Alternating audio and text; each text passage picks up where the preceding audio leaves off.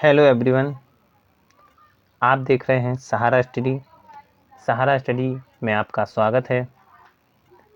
अगर हमारे चैनल पर आप पहली बार आए हैं तो चैनल को सब्सक्राइब कीजिए और अगर वीडियो अच्छी लगेगी तो इसे शेयर कीजिए और लाइक कीजिए। कमेंट करके हमें बताइएगा कि हमें ये वीडियो अच्छी लगी है। तो हम लोग आज पढ़ते हैं चक्रवृद्धि ब्याज।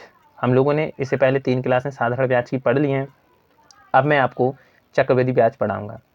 तो चक्रवृद्धि ब्याज पढ़ने से पहले हमें इसका यह सूत्र फार्मूला सीखना होता है। इसका जो सूत्र होता है A बराबर P कोष्टक 1 प्लस R बटे 100 घातांक N होता है। अब हम समझेंगे कि साधारण ब्याज में ये क्या है। A यानी होता है अमाउंट यानी मिश्र धन बराबर P यानी प्रिंसिपल जिसे हम लोग कहते हैं मूलधन कोष्टक 1 प्लस R जो होता है ये होता है रेट अर्थात दर बटे 100 घातांक n। इसको हम लोग इस सवाल में हम लोग एक बार हिंदी में भी लिखेंगे इस सूत्र को। तो अब हम प्रश्न को आगे बढ़ाएंगे, सवाल हल करेंगे। चक्रवृद्धि ब्याज कैसे किया जाता है, बहुत ही आसान होता है। जैसे हम लोगों को साधारण ब्याज आसान लगा ऐसे ही हमारा चक्रवृद्धि ब्याज भी बहुत आसान होता है। तो हमारा सवाल है 500 रुपये का 10% वार्षिक ब्याज की दर से 2 वर्ष का चक्रवृद्धि ब्याज ज्ञात कीजिए। तो इस सवाल में हमें चक्रवृद्धि ब्याज पूछ रहा है। अगर यहाँ पर साधारण ब्याज लिखा होता तो हम साधारण ब्याज ज्ञात करते, जो कि हम लोग पहले सीख ही चुके हैं। अगर आपने साधारण ब्याज की क्लास नहीं देखी है तो आप जाइएगा साधारण ब्याज की क्लास देखिएगा। तो हम आज चक्रवृद्धि ब्याज पढ़ते हैं। तो चक्रवृद्धि ब्याज का हम लोगों ने सूत्र देख ही लिया है। हमें इसमें जो 500 रुपये दिया है ये मूलधन दिया रहता है, ये हमें वार्षिक दर ही दी गई है और इसके बाद हमें ये समय दिया गया है। अब हमें 2 वर्ष का चक्रवृद्धि ब्याज ज्ञात करना है। तो चक्रवृद्धि ब्याज का मतलब क्या होता है? चक्रवृद्धि ब्याज का मतलब होता है अगर हमने किसी से 500 रुपये लिए 2 साल के लिए, तो इसमें प्रत्येक वर्ष अगर वार्षिक ब्याज की दर से लिए तो इसमें प्रत्येक वर्ष ब्याज जुड़ता है। जैसे मैंने 500 रुपये लिए तो 1 साल में जो 500 रुपये हुए उसका ब्याज हुआ, फिर अगले माह हमें उस मूलधन का और उस ब्याज का भी ब्याज देना होता है, वो भी उसमें जुड़ता है। तो ये कहलाता है चक्रवृद्धि ब्याज। तो हम लोग हल करेंगे। हल करने से पहले हम लोग देखेंगे हमें इसमें जो मूलधन दिया गया है, हमें इस सवाल में मूलधन बराबर हमें दिया गया है 500 रुपये। मूलधन दिया गया हमें 500 रुपये और फिर इसके बाद हमें इसमें दर दी गई है 10% और फिर हमें इसमें समय बराबर दिया गया है 2 वर्ष। तो हमें इसमें क्या निकालना है? चक्रवृद्धि। तो हम लोग चक्रवृद्धि ब्याज निकालेंगे। चक्रवृद्धि ब्याज निकालने के लिए हमें सूत्र को लिखना है। अब की बार हम ये हमारा इंग्लिश में दिया गया है, हम हिंदी में लिखते हैं। हिंदी में लिखेंगे, हिंदी में होगा हमारा मिश्र धन बराबर मूलधन, मिश्र धन बराबर मूलधन कोष्टक 1 प्लस यानी दर बटे 100 घातांक में हम लोग लिखेंगे समय। घातांक में लिखेंगे हम लोग समय लिखेंगे, यानी हम इसमें जो निकालेंगे पहले हमें मिश्र धन निकलेगा, ठीक है। फिर मिश्र धन फिर हमें निकालना होगा इसमें चक्रवृद्धि ब्याज, तो वो हम लोग आगे करते हैं। तो मिश्र धन निकालने के लिए हम लोग देखें मूलधन जो दिया गया है, मूलधन के स्थान पर हम लोग मूलधन रख देंगे 500 रुपये। अब हम इस सूत्र में इसका मान रखते हैं तो हमें क्या रख देना? 500 रुपये। फिर इसके बाद कोष्टक लगा देना है 1 प्लस यानी दर जो आर होता है, यहाँ पे दर हमारी दी गई है 10%, तो यहाँ पर हम लोग लिख देंगे 10 बटे में दिया गया है 100। अब इसके बाद हम लोग कोष्टक बंद कर देंगे। समय हमारा कितना दिया गया है? 2 वर्ष, तो यहाँ पर हम लोग लिखेंगे 2।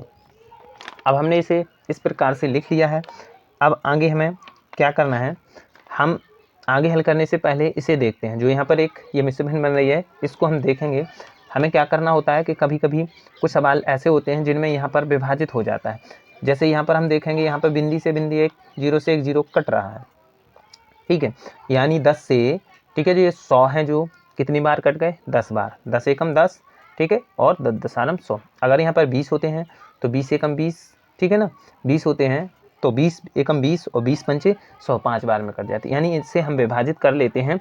तो ये हमारा विभाजित हुआ था। अब क्या बचा है, यहाँ पर 1 बचा है और यहाँ पर 10 बचे हैं। तब हम ऐसे स्थान पर क्या करते हैं, अब ऐसे स्थान पर हमें क्या करना है, हम देखते हैं इस 10 का हमें इसमें गुणा करना होता है, ठीक है ना। मिश्र भिन्न है, इसका हमें इसमें गुणा करेंगे, तो 10 का 1 में गुणा करेंगे, 10 एकम 10, और इसको हमें प्लस कर देना होता है, 1 जोड़ देंगे तो हम क्या हो जाएगा, 10 एकम 10, 10 और 1 11 हो गया हमारा। क्या हो गया हमारा, 11 हो गया, बटे में हमारा 10 ही रहेगा। यहाँ समझ में आए छात्र। देखिए यहाँ पर ध्यानपूर्वक यही जो मैन होता है, यही हमें विभाजित करना सीखना होता है, ठीक है। हम मान रख लेंगे, मान कर रखने के बाद हमें यही विभाजित, अगर हमारा 10/100 है तो हम 1 0 से 1 0 काट देंगे, तो क्या बचेगा यहाँ पर 1/10 बचेगा, ठीक है ना, 1/10 बचेगा। फिर हमें क्या करना होता है, इस 10 का गुणा ऐसे 1 में कर देना होता है, इनका आपस में क्या कर लेना होता है, गुणा। ये मिश्र में है, हम बटे में ऐसे बना लेंगे ना, तो 10 का 1 में कर देंगे, 10 एकम 10, और फिर यहाँ जितना होता है हमें वो जोड़ना होता है, तो 10 एकम 10 और 1 11, तो हमने क्या लिख दिया, 11/10 हमने लिख दिया। अब कोष्टक को बंद करेंगे, इसके बाद हमारा समय है 2, ठीक है, इसमें घात 2 की है।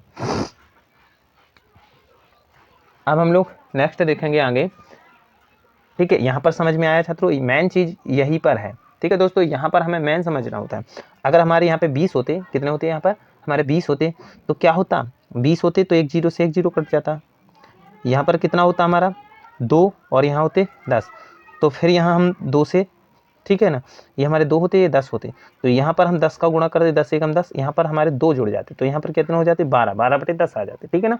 तो इस प्रकार से हमें हल करना होता है। अब आगे हम लोग देखेंगे आगे क्या करना होता है, यहाँ पर हम बराबर का निशान लगाएंगे। अब इसके बाद हम लिखेंगे 500। अब ये हम लोग समझते हैं घातांक, ये घातें होती हैं, यानी 11/10 की घातें कितनी हैं, 2, तो हम इसको 2 बार लिखेंगे। कितनी बार लिखेंगे छात्रों, 2 बार लिखेंगे, 11/10 गुणे 11/10, अर्थात यहाँ पर हमारी जितनी घातें होती हैं ये, ठीक है, अगर 3 होती तो हम इसे 3 बार लिखते, 11/10 गुणे 11/10 गुणे 11/10, इस प्रकार से लिखते हैं। अब हमें इसके बाद यहाँ क्या करना होता है, इसके बाद हमें, ठीक है, यहाँ पर हम देखेंगे ये 500 गुणे 11 गुणे 11 वटे में 10 गुणे 10, यानी ये ठीक है, यानी 500, 11 और 11 ये हमारे अंश कहलाएंगे, ऊपर वाले हैं और नीचे वाले हर। तो हमने देखा कि अंश के 0 से हर, हर के 0 से अंश के 0 कट जाते हैं, तो इस 0 से इस 500 का 1 0, इस 10 से 1 0। अब हमारा क्या बच रहा है, अब हमारा बच रहा है 5 गुणे 11। देखिए हम लिख लेते हैं 5 गुणे 11 गुणे 11, ये हमारा बच रहा है। तो अब हम क्या करेंगे, इनका आपस में गुणा कर लेंगे, इनका आपस में हम लोग क्या कर लेंगे, गुणा। अब हम लोग गुणा करेंगे, ठीक है ना, गुणा कर लेते हैं, हम लोग गुणा कर रहे हैं।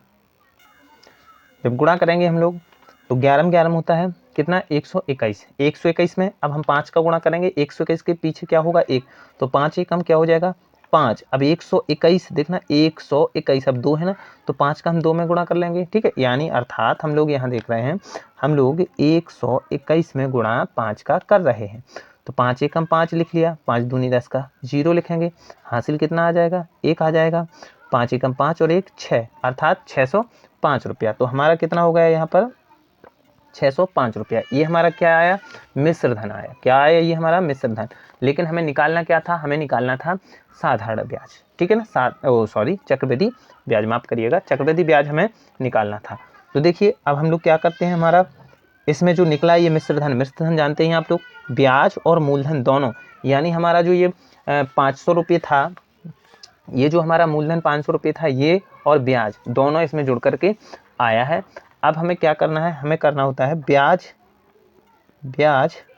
बराबर, ब्याज निकालना है ना, तो ब्याज बराबर क्या होता है, ब्याज बराबर होता है मिश्र धन, ब्याज बराबर होता है मिश्र धन माइनस मिश्र धन माइनस मूलधन। क्या होता है, मिश्र धन माइनस मूलधन, क्योंकि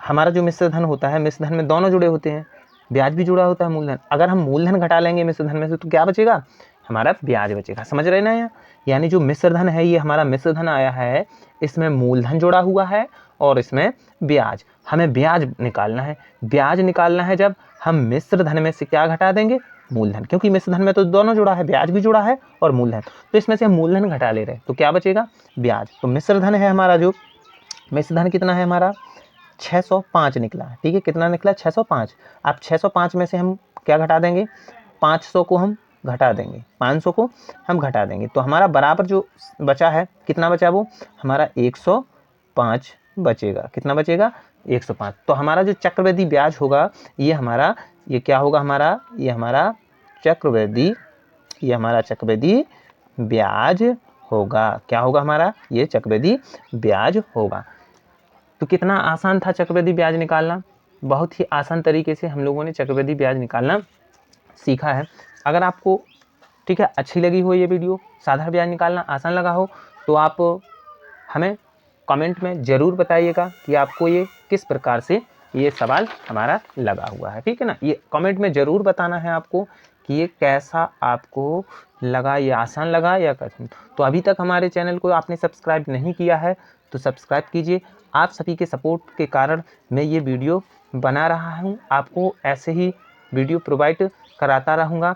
और कुछ दिनों में मैं कक्षा 10 की साइंस की क्लास रेगुलर लूँगा। कुछ कारणवश अभी हम नहीं ले पा रहे हैं, तो कुछ टाइम में हम क्लास को रेगुलर, आपकी कला की क्लास भी लेंगे, आपकी हम सामाजिक की क्लास, और होम साइंस में जो कक्षा 10 की मैथ होती है उसको भी हम कवर करेंगे, ठीक है ना छात्रों। तो आप हमारे इस चैनल को प्लीज़ सब्सक्राइब ज़रूर कीजिएगा। जय हिंद।